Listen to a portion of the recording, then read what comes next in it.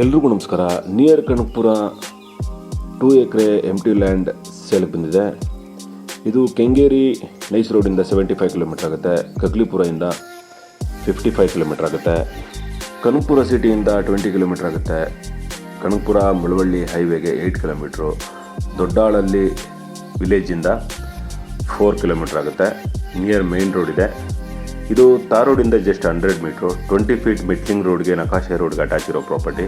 20 ಅಡಿ road. East face ಬರುತ್ತೆ.